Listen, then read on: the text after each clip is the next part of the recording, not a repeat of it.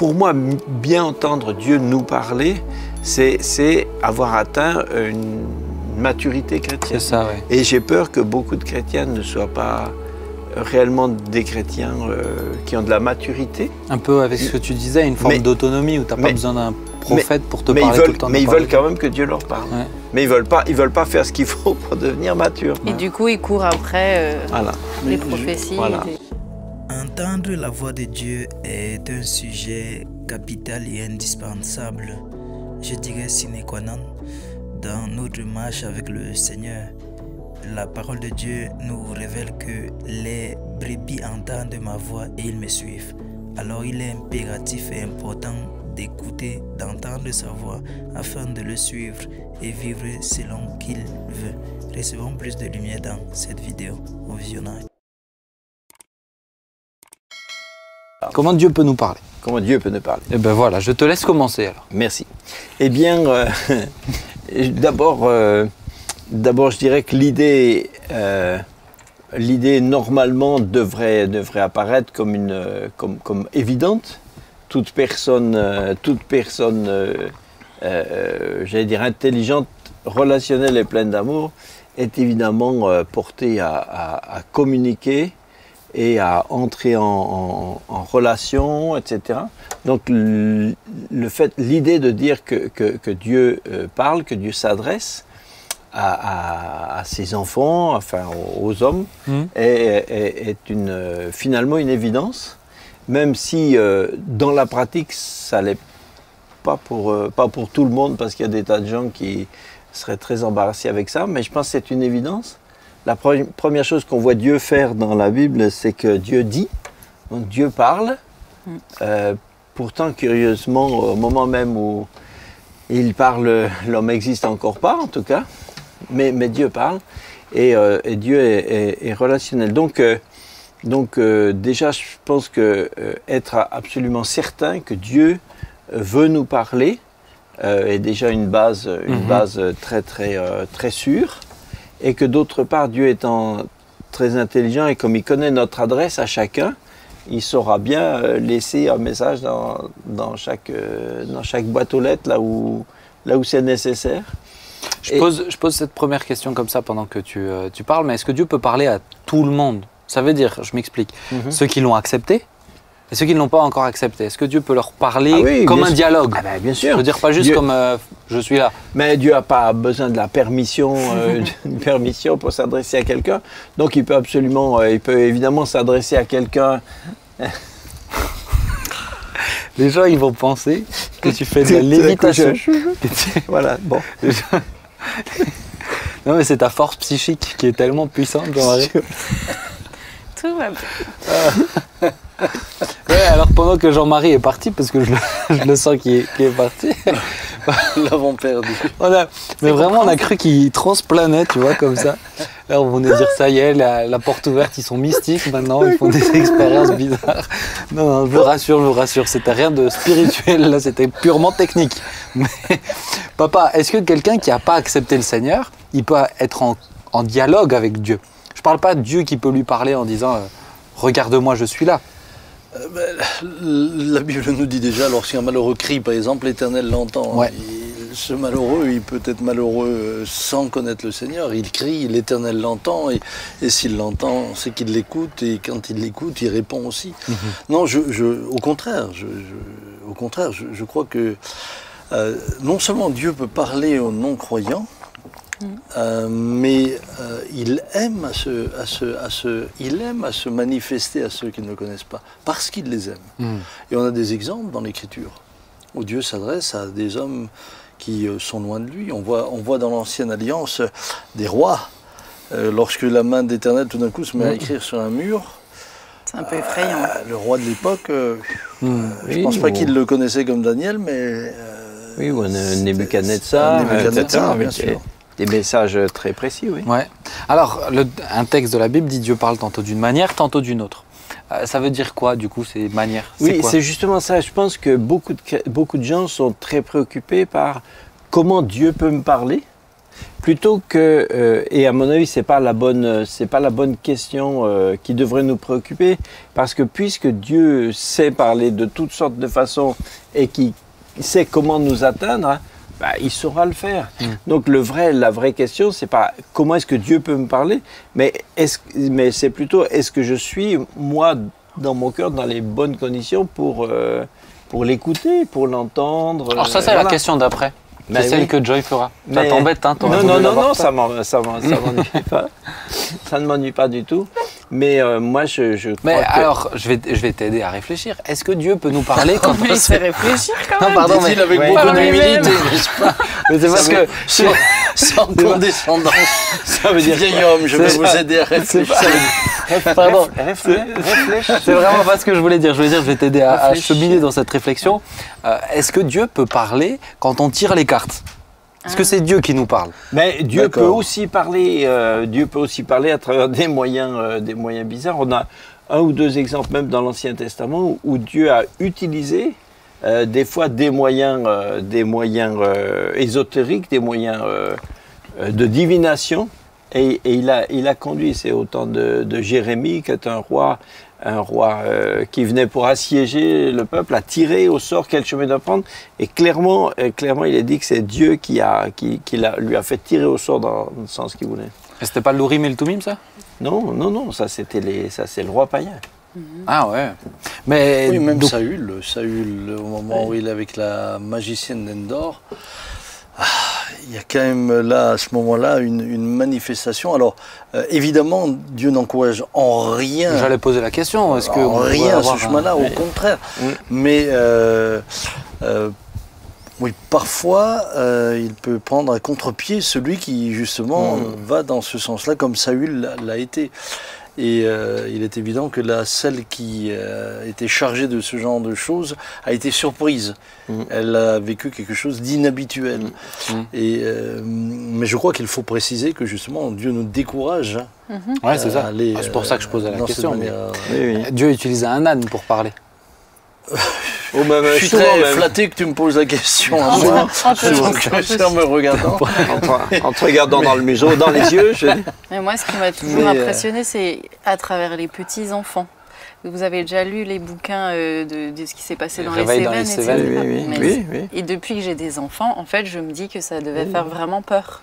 Oui. Un nourrisson qui commence à parler et à te dire ce que Dieu attend de toi. Mais moi, ce que je pense qui serait intéressant quand même à ce stade de l'émission, c'est déjà, lorsque nous utilisons le mot « parler », le vocabulaire, parler signifie que quelqu'un s'adresse à nous. Et je pense que c'est là qu'il y a un gros blocage. C'est que bien des personnes ont le sentiment que quand Dieu parle, c'est une voix audible qui vient du ciel. D'où la question. Comment Et c'est là que j'inviterai mon ami Jean-Marie à... Non, mais il veut pas y répondre depuis avant. Il dit c'est Joy qui a la bonne question. Non. Mais alors, si vous voulez, je vais faire une petite réponse. Ah ben, c'est le but quand même. Mais moi, personnellement, j'ai jamais, en tout cas, entendu la voix de Dieu me parler d'une façon audible. Certaines personnes disent tout d'un coup, ils ont été surpris, ils ont regardé partout, qui me parle, etc. Ça Moi, t'est arrivé toi voilà. déjà? Oui, ça m'est arrivé. Ah moi, ouais. moi, ça m'est jamais arrivé. Une voix plutôt Mais- grave, plutôt dans les médiums. Non, pas un médium. Indéfinissable. Non, c'était... Tu peux dire que tu as entendu une voix. C'est difficile à décrire. C'est toujours difficile. Est-ce que au moment où vous l'entendez de manière auditive, ou est-ce que vous le percevez comme si vous l'entendez? En tout cas, c'était une autorité comme je n'en connais pas. Et l'impression que c'est une présence qui est là. C'est pas une impression. Oui, non, ce que je veux C'est dire, c'est que une c'est pas juste une présence, pensée qui se Non, présente à ton cœur. Alors je pense qu'il y a différents degrés, il y a différents stades dans lesquels Dieu nous parle. Donc Ok. je crois que pour certains, ça peut être très, très, très, très fort.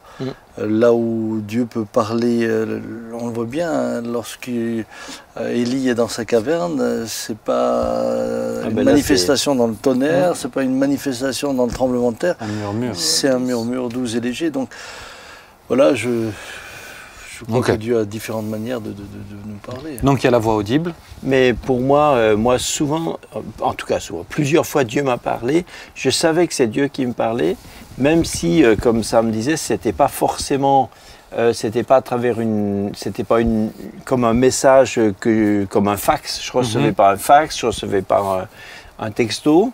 Mais je me souviens une fois où c'était très fort, c'est quand je venais d'arriver à Mulhouse là en vue de mettre sur pied une formation biblique.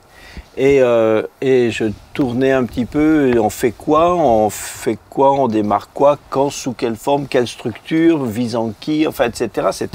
Le chantier était tout ouvert. Et je me revois très bien une après-midi, j'étais avec un ami, Thomas Hindman, qui était vraiment un homme de Dieu, il est avec le Seigneur maintenant. Mais on réfléchissait ensemble et tout d'un coup, en quelques instants, quasiment l'ensemble, la structure, tout était clair. Je savais vraiment que c'est Dieu qui approuve. Dans ton esprit, tu approuve. Voilà, dans mon esprit, je sais que c'est Dieu qui me parle, qui approuve, qui me dit ça, c'est le projet, et comme ça. Ça, après, il y a des détails pour la mise en forme, faire démarrer, etc. Mais du reste, depuis 15 ans, cette structure de base, je l'ai même pas. Je l'ai pas changée. Il y a quelque chose où on l'entend souvent. Est-ce que c'est systématique quand on a un choix à faire, etc., où on dit ah ben comme j'ai la paix, alors c'est forcément Dieu. C'est-à-dire souvent la paix c'est un aval de Dieu, mais est-ce que c'est systématique? Est-ce que le fait d'avoir la paix, ça veut dire que c'est Dieu qui te dit c'est ça? Si la paix découle des circonstances favorables, c'est pas forcément Dieu, puisque manifestement Jonas avait des circonstances très favorables pour aller dans le sens contraire, et c'est par après que ça s'est gâté. Donc non, je pense que ce que nous interprétons comme étant la paix doit vraiment être cette paix divine qui vient. C'est la paix, si c'est la paix qu'on est allé chercher devant Dieu. C'est ça. C'est cette paix qui vient parce que sinon, tous les curseurs peuvent être tous au vert. Et puis c'est pas une preuve. Je sais que dernièrement, on était avec mon mari dans une réflexion. Et il y a une décision à prendre. Et tous les curseurs étaient ouverts. Mais on avait vraiment besoin d'une conviction profonde. Et je pense que si on avait regardé que les circonstances, on aurait pris une certaine décision.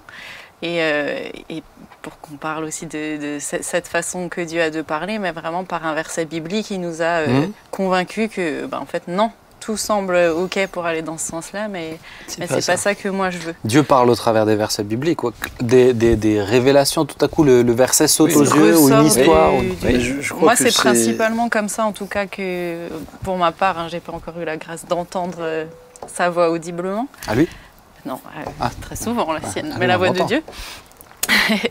mais c'est principalement par des versets qui tout d'un coup, des versets que j'ai pu lire 50 fois auparavant, et là, dans la situation présente, c'est la réponse à ma prière ou c'est une direction que le Seigneur veut. On parlait des convictions, la notion de conviction forte sur notre cœur, c'est aussi une manière que où Dieu nous dit des choses, où Dieu nous parle. Est-ce que c'est systématique? Dès que tu as une conviction, c'est forcément de Dieu? Je pense, pourquoi j'aborde ça comme ça, parce que sous cet angle-là, parce que je pense beaucoup de gens, c'est un peu un mystère. De dire ah mais moi des fois j'ai la paix, mais est-ce que c'est toujours Dieu? Des fois j'ai des convictions, mais est-ce que c'est toujours Dieu? On a déjà vu des gens avoir des convictions que Dieu m'a dit de faire ça, et ça s'est malheureusement pas passé comme ça. Chacun se forge ses convictions en fonction aussi de ses motivations, donc c'est beaucoup plus complexe que ça. C'est beaucoup plus complexe que ça. Maintenant, quand Dieu donne une conviction, elle est souvent le résultat de la foi. C'est-à-dire la foi amène alors cette conviction que si j'obéis à ce que Dieu m'a dit, à ce moment-là, la chose s'accomplira. Mais je reviens quand même encore une fois sur l'importance de la parole, parce que je crois que c'est quand même le moyen essentiel. Évident, Lorsque Jésus donne la parabole du riche et de Lazare, il dit quand même, s'il n'écoute pas la loi et les prophètes, ils n'écouteront pas, quand même quelqu'un reviendrait Bien sûr. d'entre les morts. Et je pense qu'aujourd'hui, malheureusement, on a toute une branche du christianisme qui est presque devenue mystique. En d'autres termes, on entend des voix partout, il faut toujours un prophète, il faut toujours une parole de connaissance, il faut toujours un signe, mais on ne lit plus la parole de Dieu comme étant le moyen par lequel Dieu nous parle. Et je crois que Dieu nous parlera d'autant plus que nous reconnaissons que c'est sa parole. Que nous l'honorons, oui. Et puis je pense que aujourd'hui c'est dans l'air du temps que tout doit aller toujours très très vite, tout doit être instantané. J'ai besoin d'une réponse. Bon, c'est comme pour le café, quoi. J'appuie sur le bouton, dans 30 secondes il est là. Donc les gens sont aussi comme ça, ils veulent des réponses instantanées, immédiates. Et des fois, voilà, Dieu nous laisse. Je dis pas que Dieu nous laisse baigner mariner dans nos yeux, mais en attendant, quand on cherche, c'est notre foi qui grandit, c'est notre attente, notre attente de la direction de Dieu. Donc on cherche Dieu, et il peut après nous convaincre. Bon, on comprend là que Dieu peut parler, peut-être quelqu'un qui découvre, il entend, Dieu peut parler de 1001 manières, il faut juste surtout qu'on soit prêt à l'entendre. Moi je sais que plusieurs fois, vraiment dans mon cœur, cette pensée prend ce texte-là, dit Philippiens, tac, tac, tac, et en l'ouvrant c'est vraiment pile poil cette direction ou cette confirmation, le problème c'est quand on en fait des méthodes, c'est ça. Quand ça devient des techniques. Si tu relais tes... Dès qu'on rend quelque chose d'automatique. Mais il me revient une fois, si je peux donner un exemple. Tu peux, et ensuite on passera sur la deuxième partie avec Joy. J'étais... sauf si tu trouves, Papy Samuel a besoin de ses lunettes peut-être. Je ne sais pas trop. Avec Brigitte, on voulait partir en mission, c'est quand j'étais pasteur à Bourgoin. Et on voulait partir en mission en Afrique. Mais à la fois, on était très décidés et en même temps, on n'était pas tout à fait sûr que Dieu nous dise oui maintenant. Donc, on priait, on cherchait, on réfléchissait, on attendait une réponse de Dieu. Et un soir, à l'église, j'avais un pasteur américain qui était de passage juste pour amener la parole de Dieu. Et dans l'après-midi, je me suis dit, enfin, c'est Dieu qui m'a dit que j'aurais ma réponse à travers lui ce soir. Je savais que là, ce soir, je saurais, c'est lui qui venait. Donc, le gars est arrivé, il a prêché, et puis j'ai pas eu le temps de discuter avec lui, de rien du tout. À la fin, il demandait est-ce que vous voulez que je prie pour quelqu'un, etc. Donc, j'ai dit oui, moi j'aimerais. J'ai besoin d'une réponse de Dieu, voilà. Mais il n'a aucune idée de quoi que ce soit. Donc, il a dit oui, ok, je vais prier. Puis tout d'un coup, il s'arrête, il dit voilà. Et voilà la réponse de Dieu. Dieu te dit qu'il est d'accord avec ton projet, mais ce n'est pas le moment. C'est pas le moment. Ne retire pas ta main maintenant de ce que Dieu t'a donné. Et ce n'était pas du tout la réponse que j'espérais en plus. Tu voulais partir? Mais oui, j'espérais qu'il allait dire oui, allez-y, partez demain matin. Mais, et donc j'étais un peu déconfit. Mais en même temps, c'était tellement... Puis Dieu m'avait averti, c'est lui qui va te donner la réponse. Ouais, et là, je sais que faut que je remballe mes valises. Et finalement, on est parti 2 ans plus tard, quand c'était le moment. Mais là, c'était vraiment à travers un pasteur, enfin, ça aurait été un frère, quelqu'un, à travers quelqu'un. Dieu peut parler au travers de quelqu'un. Dieu m'a parlé. C'est ce que j'ai vécu pour mon propre appel. Ce que j'avais dit, Seigneur, le Seigneur m'avait parlé 2 fois déjà. J'avais dit, mais Seigneur, maintenant je voudrais que tu utilises quelqu'un où je sais que ce sera toi, mais quelqu'un d'improbable, puisque la dernière fois que je l'ai vu, c'était il y a 10 ans, une dizaine d'années. Et j'avais dit, si c'est toi, parle-moi par Reinhard Bonnke. Reinhard n'était pas revenu dans la région depuis 10 ans. Et puis, il n'était pas question qu'il revienne. Donc, je m'étais laissé une marge assez grande. Et voilà que quelques mois plus tard, on me dit tiens, il y a Reinhard à Strasbourg, on pourrait aller avec le groupe de jeunes. J'étais le responsable du groupe de jeunes. Et puis, alors, évidemment, moi, j'avais fait cette prière. Je ne voyais pas trop comment Dieu pouvait me parler. Et ce fameux soir-là, j'ai en plus de cela eu une névralgie faciale. Et chose que je ne peux pas expliquer, lorsque nous sommes rentrés dans la salle là-bas à Strasbourg, les gens arrivaient, il y avait encore le bruit de la foule qui arrive, le culte n'avait pas commencé. La présence de l'Esprit est descendue tellement fortement sur moi que je pleurais à ma place. Et intérieurement, l'Esprit me disait, ce soir, je te réponds. Ah ben tu vois. Ce soir, je te réponds. Et la soirée commence. Et la première des choses, je suis guéri. Je suis guéri de ma névralgie. Et puis voilà Reinhard qui arrive sur l'estrade, il dit, ce soir j'ai un mot pour vous. C'est, je t'ai appelé du milieu de ce peuple et du milieu des païens vers qui je t'envoie, afin que tu leur ouvres les yeux pour qu'ils passent des ténèbres à la lumière. J'ai cru que j'étais seul dans la salle. J'ai fondu en larmes. Je disais à Dominique, ça y est, je suis prêt à rentrer à plein temps. Et c'était tellement... Ce sont aussi des moments où on a le sentiment de toucher le ciel. Saint, ouais. On sait, c'est saint, on sait qu'on n'est plus dans l'ordre naturel des choses, au sens humain. Ouais. Je voulais juste, oui, j'ai trouvé, en fait, c'est pas mes notes, je me suis mis des versets bibliques.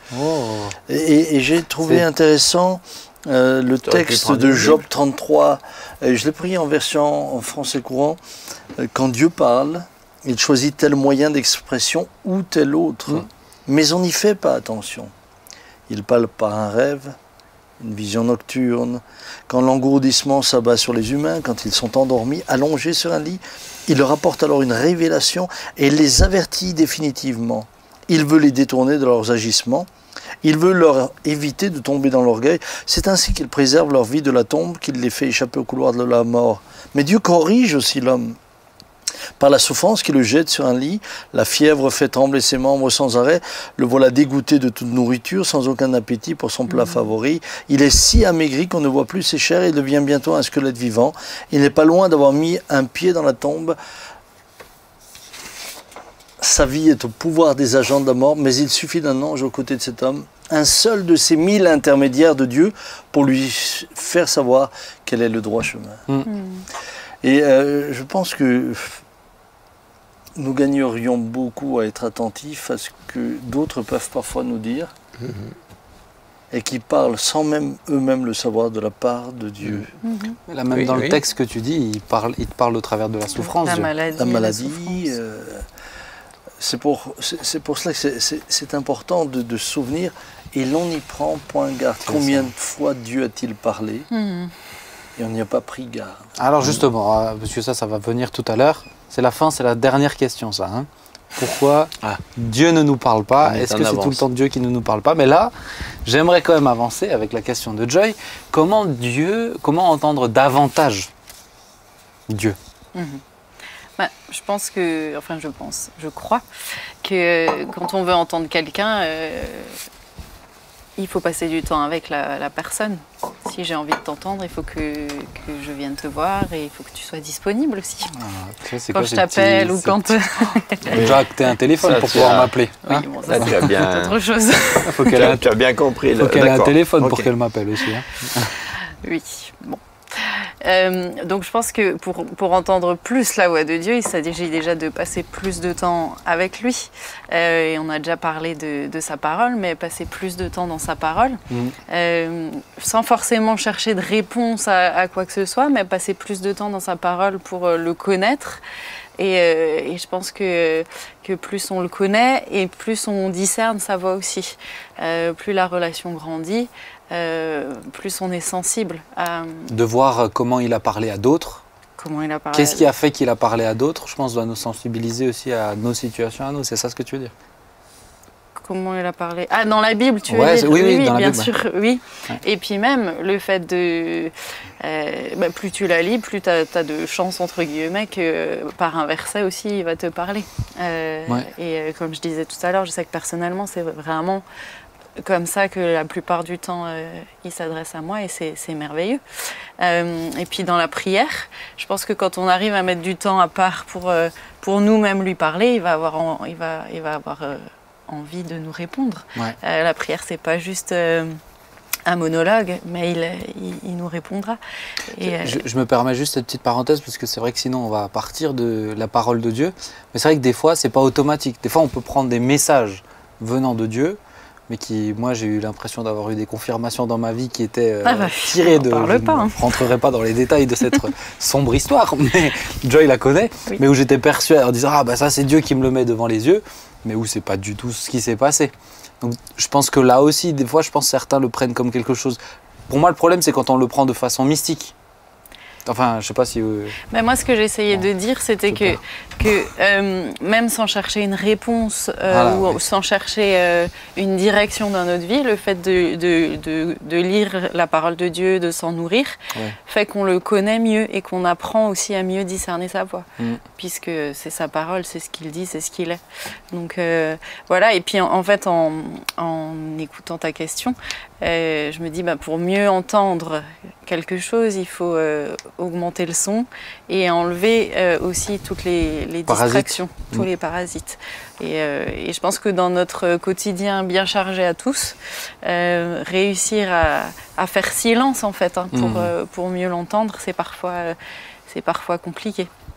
Mais il fait grâce et puis moi je vois actuellement, et je pense à toutes les jeunes mamans. Enfin, je ne suis pas très jeune, mais je suis maman de jeunes enfants. Mais si. C'est une question de perspective, de point de vue. Je parle de prendre du temps à part. C'est pas forcément évident selon les saisons de vie, mais je vois juste que quand je réussis à mettre un petit peu de temps de côté pour le faire, il est tellement fidèle pour parler et ça vaut le coup, même si on n'a pas 3 heures devant nous, de se dire ok, j'ai 20 minutes, je les prends et je les prends pour passer du temps avec lui, et il saisit lui l'opportunité pour nous répondre, quoi. J'aime bien l'idée que tu disais sur la notion de parasite aussi. Tu vois, je pense par rapport au téléphone, aux réseaux sociaux. C'est pour ça que je l'ai perdu depuis 15 jours, mais je le cherche pas. Des fois, elle nous fait chercher, nous. Des fois, c'est quand même bien que tu l'aies. Elle m'a demandé 3 fois d'aller voir dans la voiture. Non, j'y suis allée dans ta voiture. Toute préoccupation. Moi, j'aime beaucoup la notion que c'est grandir, mieux entendre Dieu nous parler, c'est mieux grandir. Et Jésus dit, c'est dans Jean 10, il dit mes brebis entendent ma voix, elles me suivent. Mais dans le troupeau, il y a des brebis qui ont de l'âge et qui connaissent la voix du berger depuis longtemps. Mais les tout petits, les nouveaux, les agneaux, ils ne connaissent pas. Alors eux, ils peuvent pas suivre directement la voix du berger parce qu'ils ne savent pas. Mais ils suivent la voix de ceux qui connaissent. Oui. Donc ils suivent les brebis qui elles connaissent. Mais petit à petit, au fur et à mesure, ils comprennent que quand il a dit comme ça, l'autre est fait comme ça. Donc petit à petit, il décode et il acquiert la communication du berger, et puis après, lui, c'est aussi.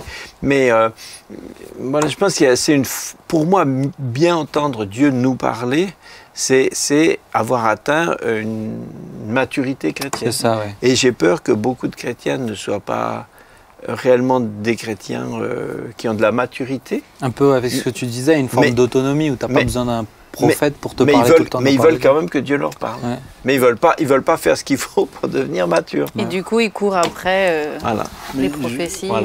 Voilà. Je pense qu'aujourd'hui, l'Église a aussi sa responsabilité dans tout cela, parce qu'on laisse penser qu'en faisant un séminaire sur 7 semaines, ou bien en 3 semaines, apprenez à écouter la voix de Dieu, ou en 40 points, ou tout ce que vous voudrez. Mais c'est faux.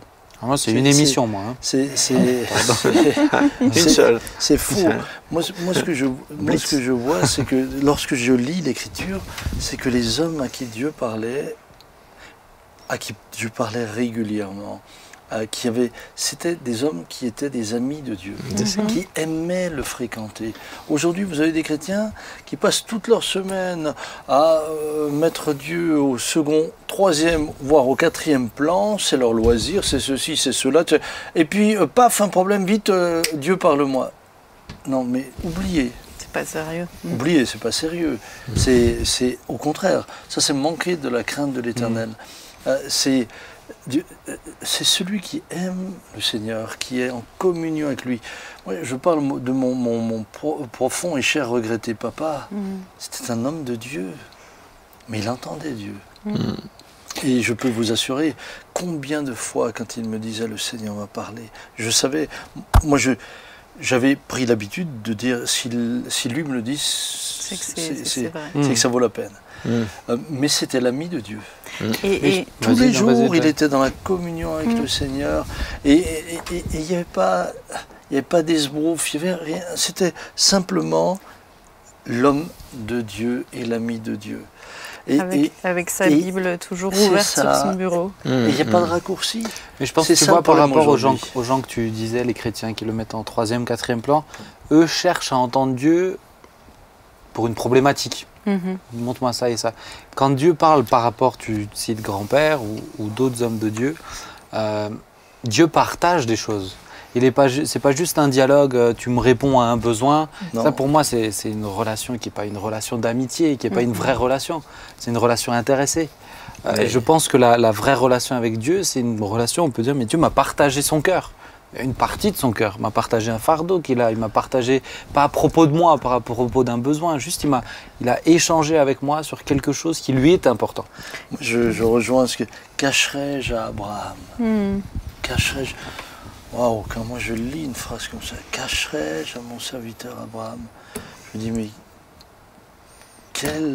quelle qualité de communion et de relation. Oui, mais Abraham était l'ami de Dieu. Et il est devenu l'ami de Dieu, mais il l'est devenu par son obéissance. Aujourd'hui, malheureusement, on veut entendre Dieu, mais et puis on a un peu galvaudé ça, des fois on dit... on y reviendra, je sais. On y reviendra. Lever la main, je sais que Joy n'avait pas fini aussi. Lever la main, tu lèves la main, tu deviens l'ami de Dieu. Par contre, c'est une blague. Ce que je trouve intéressant, c'est pardon. Non mais c'est juste. C'est juste lorsque Samuel se trouve là dans le temple, il est dans le temple aux côtés d'Élie. Dieu lui parle, mais il ne le reconnaît pas. Parce que Samuel n'avait pas encore. Mais justement, je suis en train de lire l'histoire de Samuel. Et ce que je trouve merveilleux, c'est qu'à la fin, quand il est face au peuple, quand le peuple a décidé à demander un roi, Samuel n'était pas content parce que forcément, il voulait un roi un petit peu à la place de Dieu, quoi. Mais il fait comme un compte-rendu, il demande des comptes et il dit est-ce que j'ai triché, est-ce que je vous ai mal jugé, Et tu vois que finalement Samuel, toute sa vie, il est passé de celui qui n'a pas su reconnaître la voix de Dieu au début à celui qui a fait, entre guillemets, aucun faux pas, quoi, et qui est devenu vraiment un ami de Dieu, à travers qui Dieu a beaucoup parlé. Absolument, Et ça me faisait justement penser, j'ai aussi beaucoup pensé à Papy, en réfléchissant à ce sujet, mais... à cette prédication que Ben t'a donnée au mois de juin, sur la piété. En fait, je pense plus on est dans le respect de la parole de Dieu, dans l'obéissance, et dans cette recherche de Dieu, cet attachement à Dieu, plus il va avoir envie de nous parler. Et comme tu dis, au-delà de nos besoins, au-delà de notre petite personne, il veut nous partager son cœur, ses projets. Il y a des versets qui parlent de ça, du fait qu'il partage son cœur à ceux qui l'aiment. Et je pense que la piété nous rend plus sensibles à la voix de Dieu et lui donne aussi beaucoup plus envie de nous parler, en fait. Mais une chose importante à ce que tu dis, Johanna, c'est que papa était un homme pieux, mais pas religieux. C'est-à-dire que, et je pense que c'est important parce que vous avez des gens qui sont religieux dans le sens péjoratif du terme, un peu comme les pharisiens pouvaient l'être, c'est la loi, la règle, etc. Non, lui c'était un homme de communion, Ce qui Et fait ça, que c'est l'apparence de la piété. Dans le texte de 2 Timothée, Oui, l'apparence de la piété, mais ayant renié ce qui en fait la Mais pour force, beaucoup c'est plus que des cadres. Mais pour beaucoup de personnes qui nous écoutent même, C'est ça. Mais c'est pas la piété. être pieux, c'est justement être austère, C'est ça. c'est être sévère. Alors que non. C'est pas ça. Moi, je sais que papa ne m'a jamais pris la tête avec sa foi, jamais. Et c'est pour ça que j'ai eu envie de suivre Parce que Jésus. toi, tu as voulu arrêter à un moment. Tu as dit, je viens plus Ah au mais culte. oui, moi j'avais dit je viendrai plus au culte. Il dit bien écoute Samuel, à partir d'aujourd'hui c'est entre toi et le Seigneur. Et il m'a laissé comme ça. Donc j'ai Moi, tu jamais sais que eu quand quelqu'un- j'ai fait ça, tu m'as enlevé la télé. Hein. Ça, t'étais pas content. Hein. Je t'ai enlevé la Un jour, j'ai dit, moi, je viens plus. J'avais pas un problème avec Dieu, j'avais un problème avec l'Église. Ah. Et j'ai dit, je viens plus. Et tu m'as dit, ok, eh ben, je te réveille à 7 h du matin et je t'enlève la télé, c'est pas les vacances. Ah oui. Ouais, tu m'avais dit ça. Mais Ouais. ça La marche. même réaction. Ouais. Ah bah, Ça a fonctionné. je vois que pour le deuxième, pour le dernier, t'étais plus cool quand même. Hein. Bon, si on revenait à nos moutons, Non, mais c'était bien, ça m'a fait prendre du temps avec Dieu. Mais c'est très important pour tous ceux qui nous suivent de comprendre que la piété fait de vous des hommes libres. Papa était un homme qui était pieux et qui entendait la voix du Seigneur, mais qui se réjouissait de la vie. Il jouissait de la vie. Et vous pouviez être à côté de lui, vous étiez à côté d'un homme qui aimait Dieu, un homme qui entendait Dieu, et en même temps, ça ne vous écrasait pas, vous ne vous retrouviez pas tout d'un coup prisonnier que de concepts et de rigueur. culpabiliser dans des règlements. Non. Mais tu vois, je pense que le propre aussi de ceux qui sont en communion avec Dieu, à qui Dieu parle régulièrement, c'est qu'ils soient accessibles, et Dieu leur accessible tout le temps.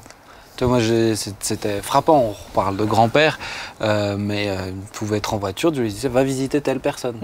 Tu peux te dire, moi, attends, Dieu nous parle que dans des moments appropriés, quand je suis seul, j'ai fermé la porte de ma chambre, bah non, Dieu peut parler n'importe quand, mais il faut, comment Cette mieux communion. l'entendre, il faut être dans cette communion, cette sensibilité Cette tout le temps. En fait. simplicité. cette Grand-père simplicité. priait tout le temps.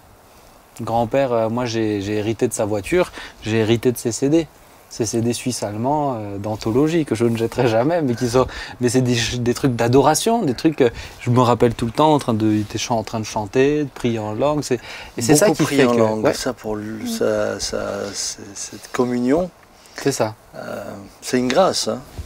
Jean-Marie, tu voulais dire quelque chose? J'ai Oui, vu que je pensais que quand même qu'il y a sans rien enlever de ce qu'on a dit, du fait que chacun peut vraiment entendre Dieu lui parler, mais il me semble aussi des personnes, des hommes, des femmes, qui ont un appel spécifique C'est juste. pour être plus particulièrement pour les autres et donc aussi pour eux-mêmes à la réception de beaucoup de paroles de Dieu. Quelqu'un comme le prophète Samuel, il était tout petit, il n'a pas encore, enfin tout petit, disons enfant, hein, pour ne pas exagérer, mais enfin encore enfant, et déjà Dieu lui parle d'une manière extrêmement précise, incisive, un message qui tient un paragraphe entier comme ça. Un message Donc là, pas évident. là, c'est pas des impressions, c'est un texto, quoi. Hein.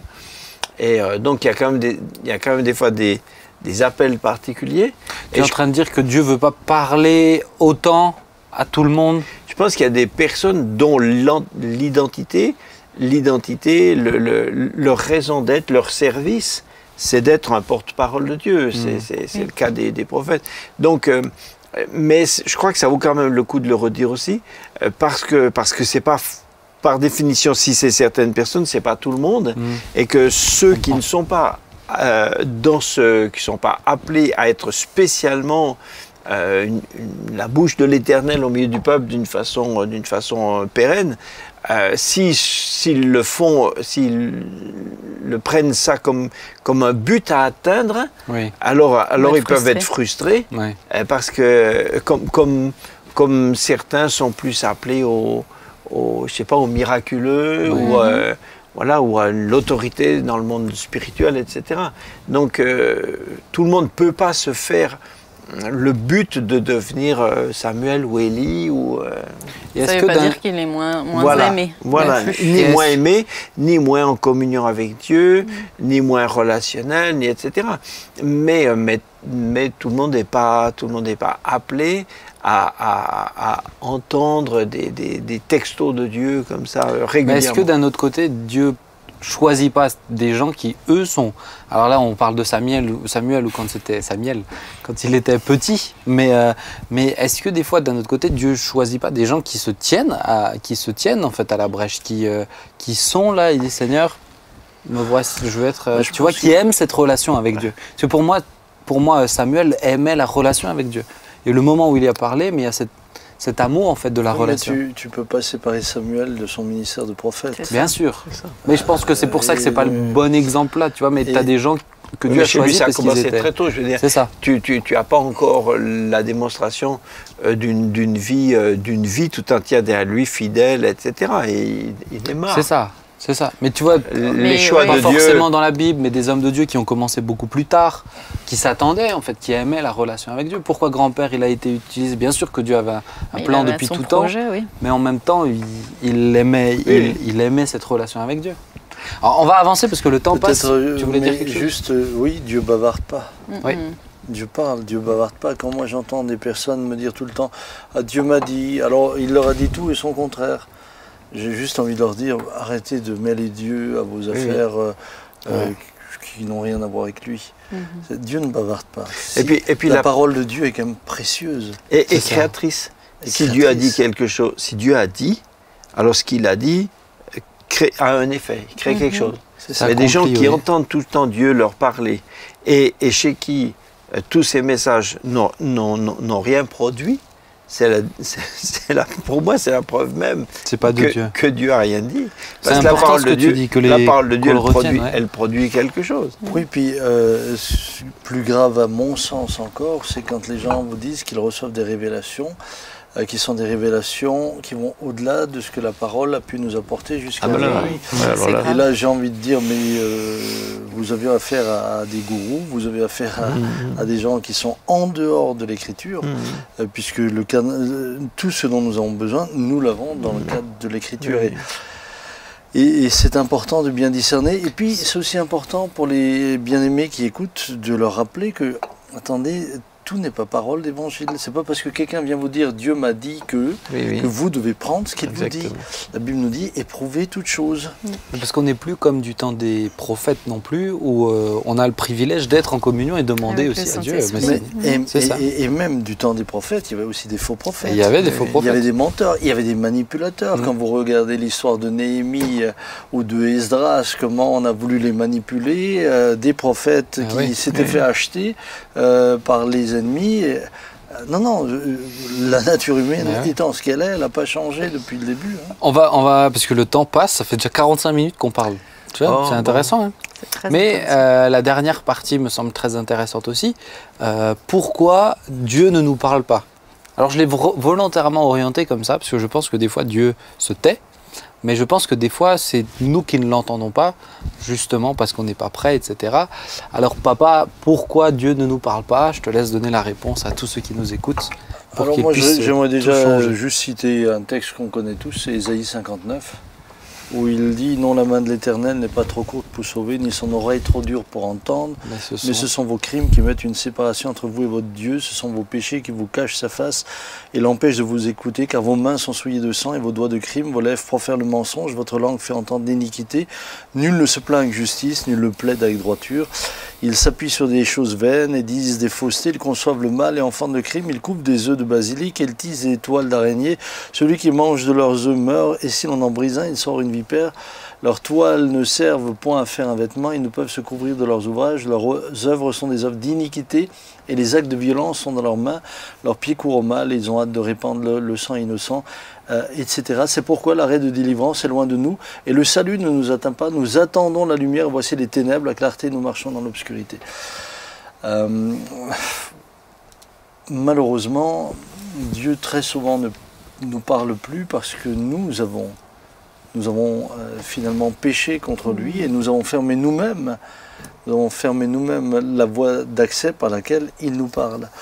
Et puis il y a d'autres moments où il ne nous parle plus parce que ce qu'il nous a dit de faire, nous ne l'avons pas fait. Et donc lui ne passera pas à l'étape suivante avant que nous ayons obéi. Le silence de Dieu dit quelque chose. le silence de Dieu parle également. Le silence de Dieu peut être réprobateur, ou alors en même, ou dans le sens inverse. Le silence de Dieu peut aussi approuver. Mais je pense que très souvent, Dieu a parlé, et finalement, on n'a pas pris garde, mais on veut passer l'étape suivante comme si de rien n'était. Ça ne fonctionne pas. Ouais. On parlait de Samuel tout à l'heure, c'est de lui qu'il est dit, hein, il laissait tomber à terre aucune des paroles de de l'Éternel.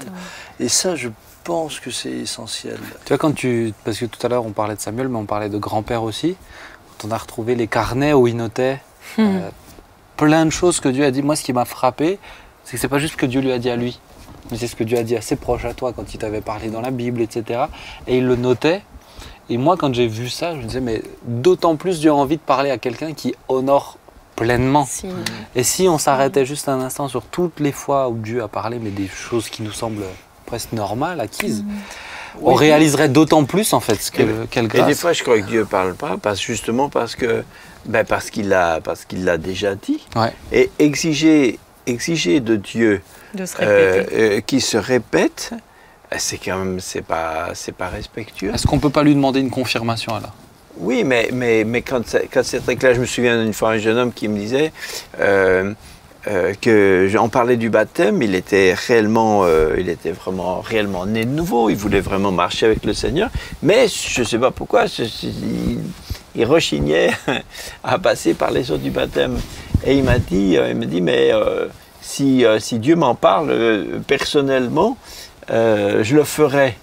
Je dis, mais pourquoi faudrait-il de Dieu qu'il dise quelque chose qu'il a déjà dit? C'est ça. Il a dit, faites de toutes les nations des disciples et baptisez-les. Tu te dis disciples. La première chose que Dieu dit des disciples, c'est faites-vous baptiser. Pourquoi exiger de Dieu que Dieu te le redise à toi? Il l'a dit pour tout le monde. C'est pas respectueux. C'est ça. C'est pas respectueux comme dans une entreprise. Un employeur dit à tout le monde faites ça et il y a un employé qui reste là assis, il fait rien, il dit mais pourquoi? Mais parce qu'il me l'a pas dit à moi. Mais s'il l'a dit à tout le monde, il te l'a dit à toi. Moi j'étais parfois en face de personnes où je trouvais que c'était juste un manque de crainte de l'Éternel. Oui, on vit en concubinage, mais si Dieu ne nous dit pas de nous marier, d'abord, le fait que vous soyez en concubinage me montre que vous n'écoutez pas ce qu'il vous dit. Deuxièmement, le mariage, c'est pas nous qui l'avons inventé, c'est lui qui vous dit que si vous voulez vivre ensemble, vous devez être mariés. Et je pense qu'une des raisons pour lesquelles Dieu ne parle plus, c'est aussi le manque de crainte de l'Éternel, ou le manque de reconnaissance. Jésus guérit 10 lépreux, il relève qu'il n'y en a qu'un seul qui est revenu. Mais celui-là peut être sûr que Dieu l'entendra la prochaine fois. Et aujourd'hui, je trouve que on n'a plus la crainte de ce que Dieu dit, le respect. S'il l'a dit, c'est important. J'avais donné ce témoignage pendant les obsèques de papa, c'est que lorsque nous avons eu ce bâtiment dans lequel nous sommes, pour des raisons que je ne vais pas développer maintenant, le maire avait envoyé ses adjoints pour essayer de récupérer le bâtiment, puisqu'on était en pleine saison politique et il y avait les élections qui étaient en cours. Et quand ils sont venus, alors ils avaient un dossier ficelé, un des adjoints m'en a parlé il y a 4 ans en arrière, et il me dit, je n'ai jamais oublié ce rendez-vous, 30 ans plus tard, c'était pour moi le rendez-vous le plus surréaliste de toute ma carrière.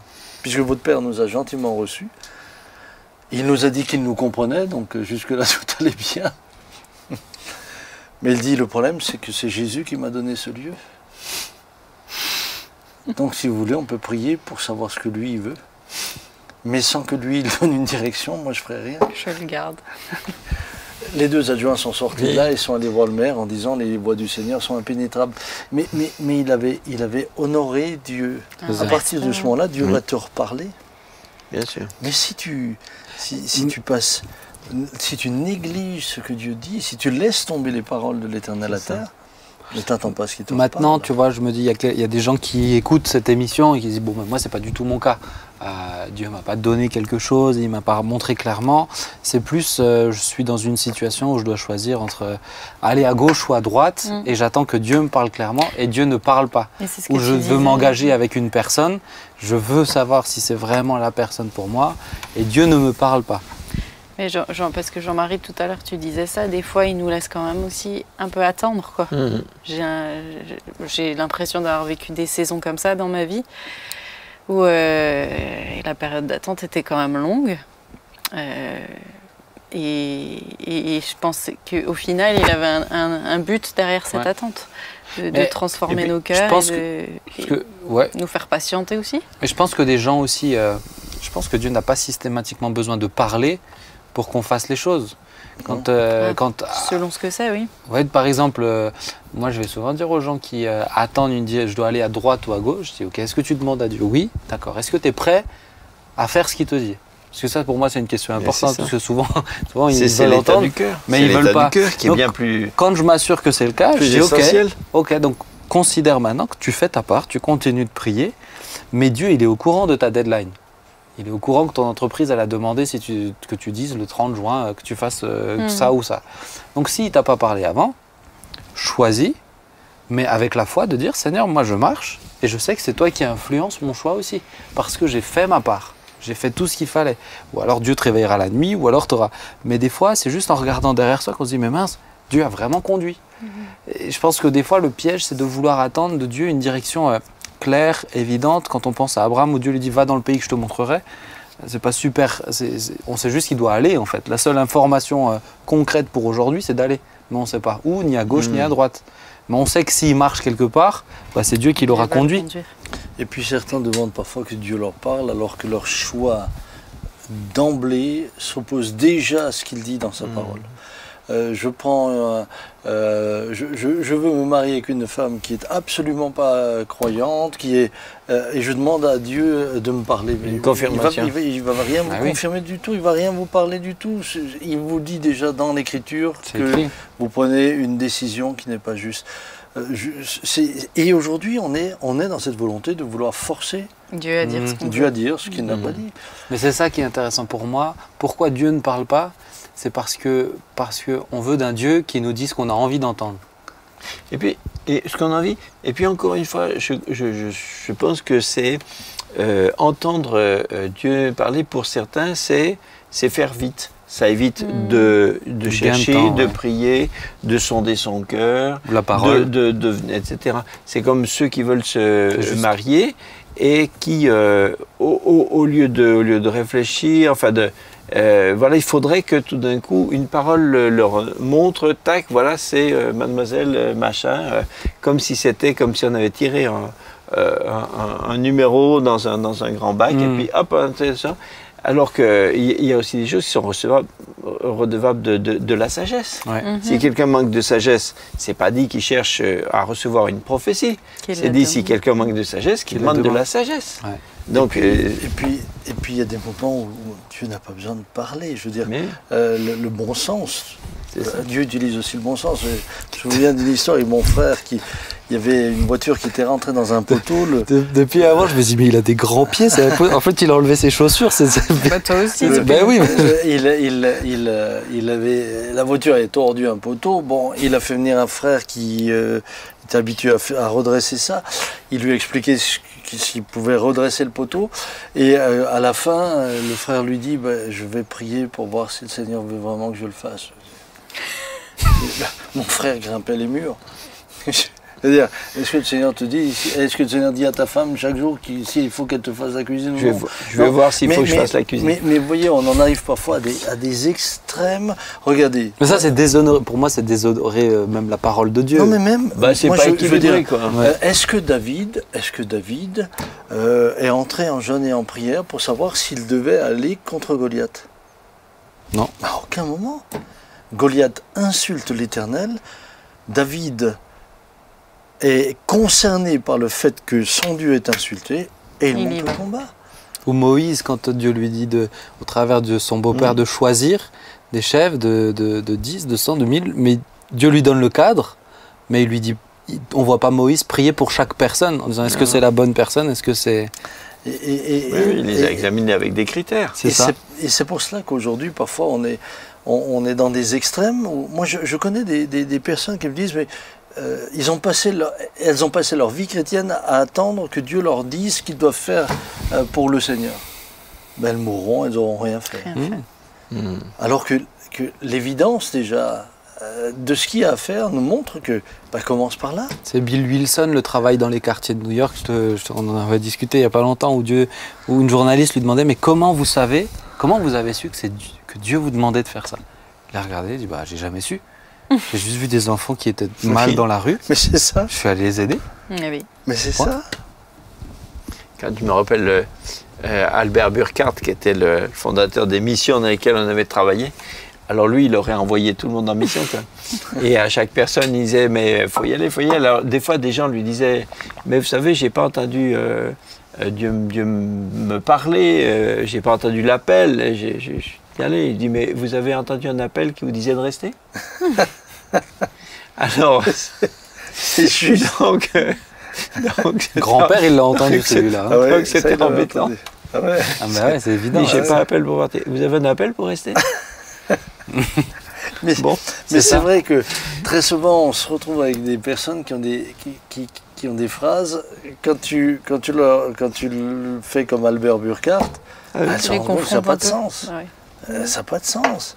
On t'aimerait quand même pas qu'on parte tous en mission. Si c'est Dieu qui les envoie tous. Non, puisque je sais que votre mission est ici. Voilà. Ça serait une désobéissance. Mais tu vois, je pense que tout à l'heure, on parlait aussi des manières dont Dieu parlait. Et je pense que des fois, Dieu ne parle plus à certains parce que moi, je dois dire que je suis attristé quand je vois que certains prennent vraiment au sérieux quand Dieu leur parle au travers d'une parole de connaissance. Mais il leur a dit plusieurs fois la même chose avant et ils ne l'ont pas pris autant au sérieux parce que là, c'est une parole de connaissance. C'est un peu plus spectaculaire. Là, c'est sérieux. Là, Mmh. là c'est. Non, si Dieu te le dit dans la parole de Dieu, dans sa parole, c'est tout aussi sérieux. Et peut-être que moi, j'ai l'impression que dans nos milieux, c'est peut-être ce qui m'attriste. En tout cas, alors je dis pas de manière générale, mais je pense que chez certains, c'est de ne plus apprécier la parole. Dieu qui parle, peu importe la manière, il faut qu'il parle d'une certaine manière. Et ça, je pense que c'est dommage aussi. Et je pense que c'est pas honoré quand Dieu parle. Oui, parce que c'est vrai que c'est attristant, parce que c'est une manière qui est finalement c'est une façon de marcher par la vue et non par la foi. Oui. C'est-à-dire que ces gens-là s'attachent à quelqu'un qui est capable de... Ils ont confiance, alors peut-être dans leur tête, si c'est un tel, ça, là c'est sûr, là je suis un peu moins, mais si c'est un tel, c'est sûr. Et donc en fait, au lieu de mobiliser leur propre foi, ils comptent sur la foi de la personne qui parle. Donc ils ne marchent pas par la foi, ils marchent, là on ne peut pas dire par la vue, parce que c'est par l'ouïe, mais c'est la même chose, disons, c'est par un sens. Au lieu de chercher